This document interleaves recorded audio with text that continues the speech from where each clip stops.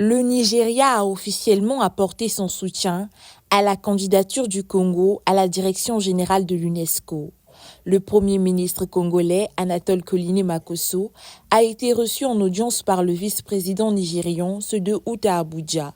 Lors de cette rencontre, Edouard Matoko, le candidat congolais, a été présenté et sa carrière au sein de l'UNESCO a été brièvement évoquée. Le Congo sollicite le soutien du président Tinubu pour la candidature de notre compatriote, M. Firmin Edouard Matoko, ici présent, et qui postule la direction générale de l'UNESCO.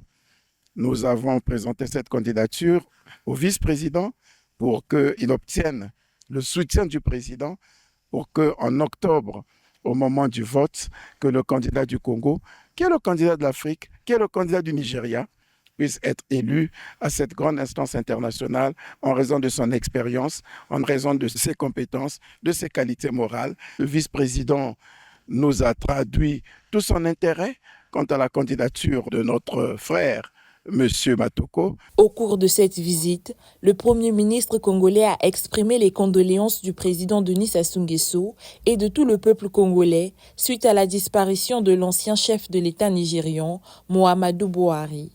Les deux personnalités ont également discuté d'autres sujets d'intérêt commun. Le président Denis Sassou Nguesso a adressé ses vives condoléances à son homologue et frère et au peuple nigérian en mémoire d'un des dignes fils d'Afrique, le président Mohamed Buhari. Et le président a tenu à traduire toute sa compassion au peuple frère nigérien et au président Tinubu. Le président a aussi transmis le message en faisant état du leadership du président Tinubu, de la manière dont il aborde les questions internationales et du travail qu'il a abattu en sa qualité de président en exercice de la CEDEAO jusqu'en juin dernier. Le Nigeria a accueilli plusieurs de nos jeunes enfants orphelins ou issus des milieux défavorisés qui ont suivi toute leur scolarité ici depuis la classe de 6e jusqu'à l'obtention de leur baccalauréat. Et la dernière promotion venait de quitter le Nigeria il y a 3 jours dans le cadre de la collaboration qu'il y a entre la Fondation Congo Assistance que préside Mme Antoinette Sassou Nguesso et la Fondation Rocha.